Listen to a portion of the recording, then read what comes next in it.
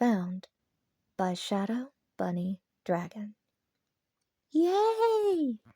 Lily cheered as she hurried down the stairs, carrying Princess Calibri in her arms. The little lizard chirped, seeming as excited as the mystery mammal. Whoa, Vernon said at the foot of the stairs, quickly scooping up his youngest pup into his arms. Careful there, darling, he said to Lily. Running down the stairs like that is a great way to fall and bump your head. Sorry, Daddy, Lily said, bouncing herself in the large wolf's arms. I'm just so excited that we're really gonna go see the Elmo movie. Camaraderie is enchantment. Vernon silenced a groan he almost instinctively let out. Since a meeting between Dawn and her publisher had recently been bumped up, Vernon found himself to be the parent responsible for taking the girls to go see the new Our Mini Ostrich movie. Trevor, who hadn't been that enthusiastic to see it either, had come down with a cold. And since Dawn's meeting was going to be via webcam, that meant she could stay home with Trevor. And Trevor's ticket could go to Broomy, who, unlike Vernon, actually liked the series. So, in the end, it all worked out perfectly. Except for Vernon. Not that he minded getting to spend time with his pups, and seeing how excited Lily was, any dread quickly abated. I know, Sweet Pea, I know, but we got us plenty of time. Also, we can't go taking your little lizard into the theater with us. Aww, Lily said in disappointment. But Allie's bringing Princess Floppington with her. Lily pointed to her older sister, who was sitting on the couch, her backpack slung over her shoulder. Nuh-uh, the little black wolf pup said defensively, shifting the backpack out of sight. Lily, Princess Calibri's not a stuffed animal. She's a pet, and it's against the rules of the theater, Vernon gently explained. Lily looked guiltily down into her paws, where the lizard was looking back up at her with its yellow reptilian eyes. I'm sorry, Princess Calibri, she said, before leaning down and kissing the lizard's forehead. Princess Calibri chirped in response, just as Lily was hugged by her father and sat down. She saw Dawn coming down, having been up in Trevor's room checking on him, and walked up to her mother. Mommy, will you look after Princess Calibri while I'm not at home? Lily asked, almost at eye level with the diminutive ewe.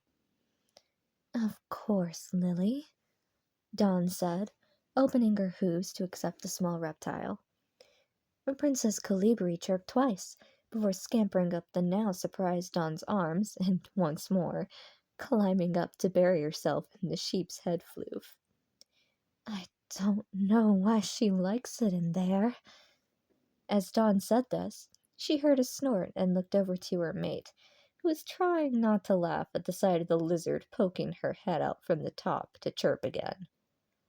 That's never not gonna be funny, darling, he said, his tail wagging.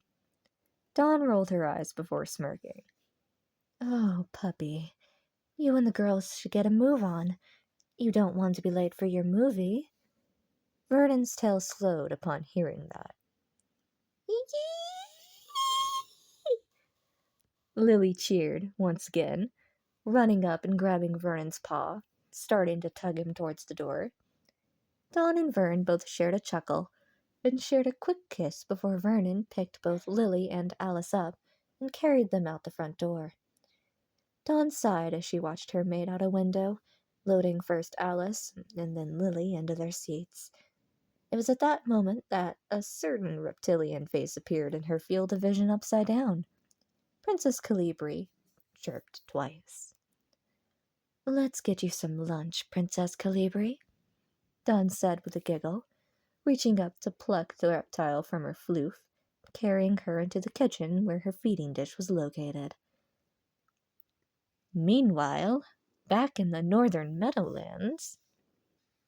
Okay, so it's definitely intelligent enough to successfully evade pursuit, Ulrich said, while scribbling notes down feverishly in his notebook.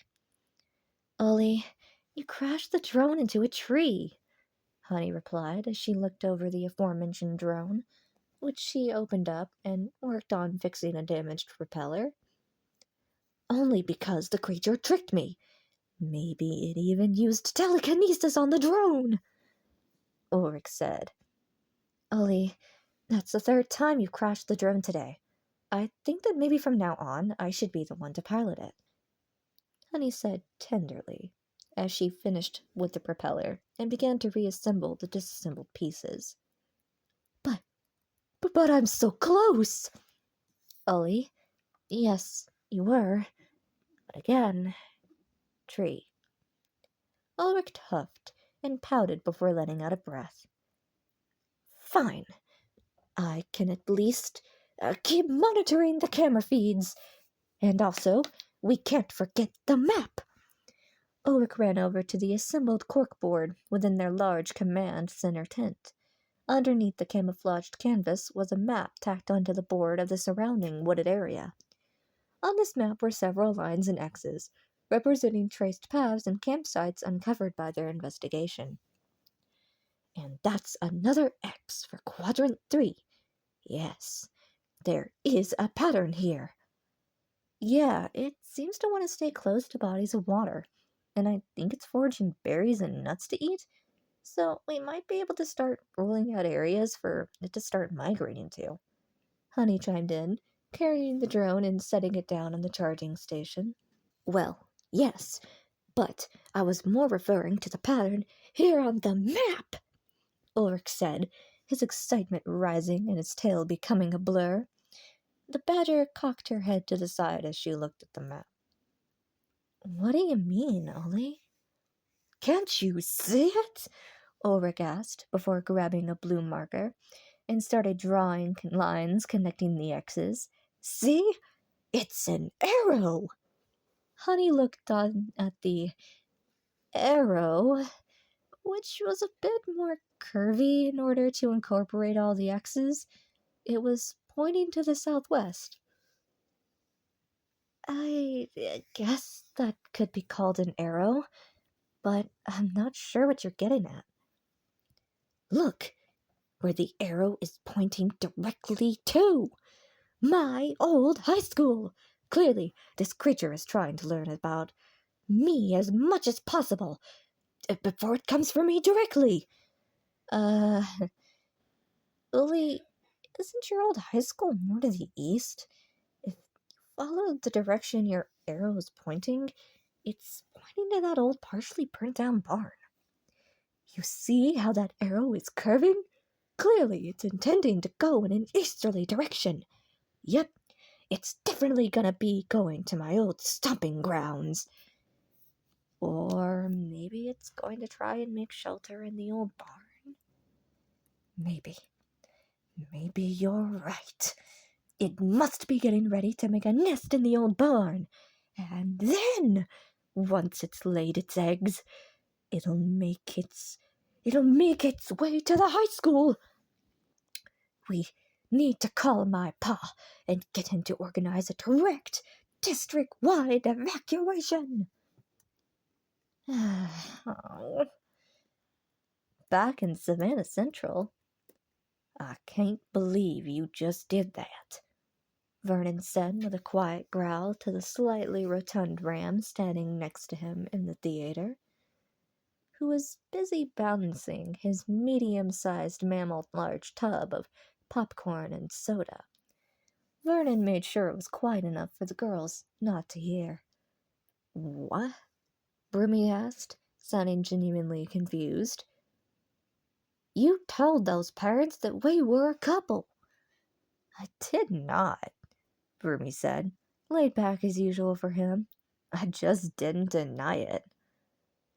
Vernon clapped his paw to his face with his free paw, as his other one was currently holding his own popcorn. And why was that? Because being a single adult mammal going to see one of these movies nets you a lot of stares. So when it became clear that they thought we were mates, and that these are our adopted kids. I ran with it. Here, I thought you would be more than accepting, Vern. Oh, don't y'all try that on me. Broomy simply shrugged at that. Fine, I figured it was worth a try. I would imagine that you birdie bros would be used to that kind of thing by now, Vernon said.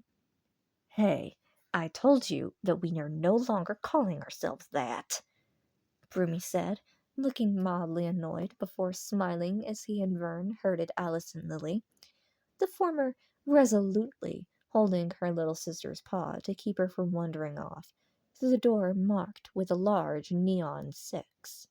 After climbing the steps to the highest row of seats, Vernon held Lily and Alice's own snacks while they got settled into their seats together. Vernon noticed that, despite her claims she was only agreeing to see the movie to make Lily happy, Alice's tail was starting to wag quite a bit after she got settled in and looked out towards the screen. He then saw that her backpack was partially unzipped, and one of the gray, stuffed ears of her bunny rabbit was poking out. He chuckled as he took a seat on Alice's left, while Broomy took a seat on Lily's right. The seats slowly started to fill up as families trickled in. They didn't have to wait long for the previews to start. Back at home, sometime later. So, really, it's a fantasy sci-fi epic saga, and not really a continuation of me and my family's biographical life, Dawn said to her publisher while sitting in the study, her laptop open on the desk before her, showing the face of a female jackal. Nancy said, seeming to be thinking it over. Well, you wouldn't be the first author to break away from their debut genre. Yes, I suppose I could make this work. Even though it's been a while, your controversial first book is still generating a lot of hype. I'm sure we could play that off to promote your new project. Oh, well, I'm glad that you like my idea, Dawn said with a smile, feeling excited, especially since she had written the first 3 chapters. That I do, Dawn, that I do. Now, I've got some calls to start making, and I'll send you an email asking about the book's progress. With that, Nancy ended their call, and Dawn let out the breath she hadn't realized she had been holding. She closed the laptop and exited the room. She headed upstairs to check on Trevor, who had been napping for quite a bit. She passed by Lily's open door, smiling at the tiny Princess Calibri, whom she could see was asleep on her little bed, all curled up. Dawn carefully opened her son's door, not wanting to wake him up if he was still asleep. She was pleasantly surprised to find him sitting up in bed, reading. Hey there, sweetheart, Dawn said as she entered, prompting the small black ram to look up at his mother. While clearly not yet 100%, he was definitely looking better than he had been. At least he did to Dawn. Feeling any better?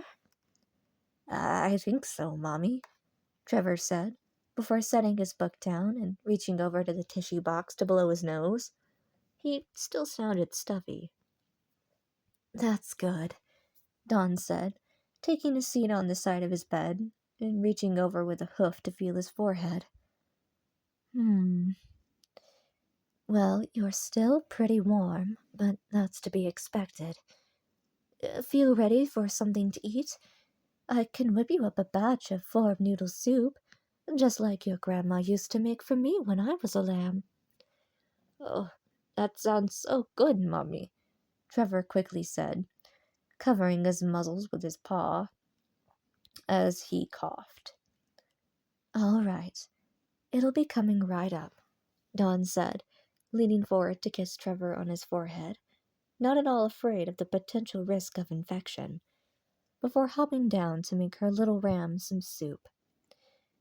It was as she was nearing the bottom of the stairs that the front door opened.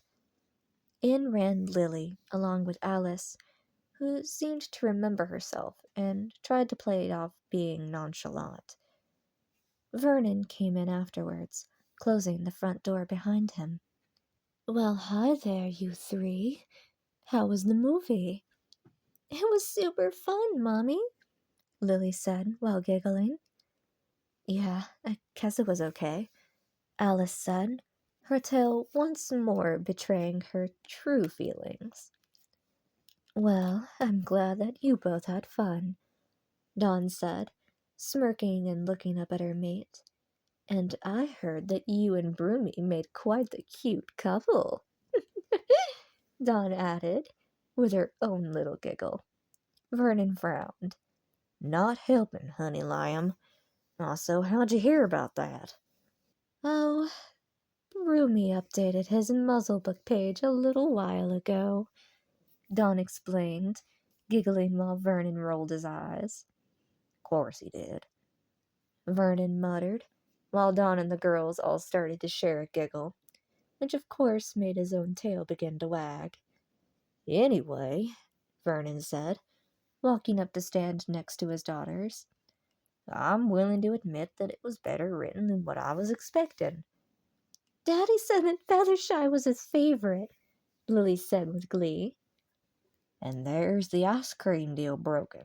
You promised to keep that a secret, Vernon said, wagging a finger before he noticed a smirk once more on Dawn's muzzle.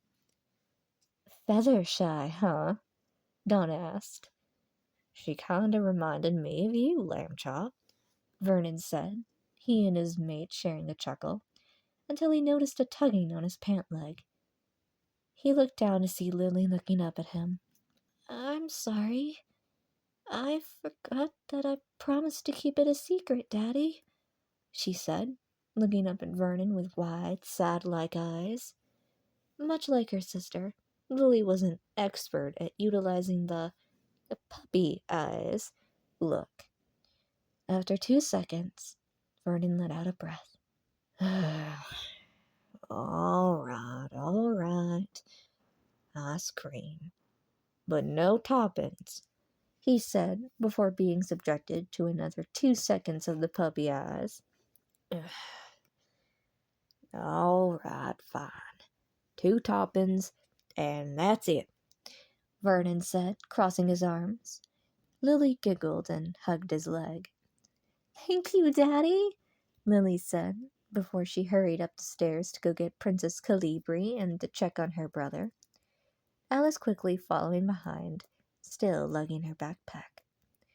You are such a puppy, Dawn said, her hooves on her hips as she looked up at her mate. I dare y'all to look at them eyes and tell 'em no ice cream, was Vernon's reply to that prior to leaning down to share a kiss with his mate. Mommy! Daddy!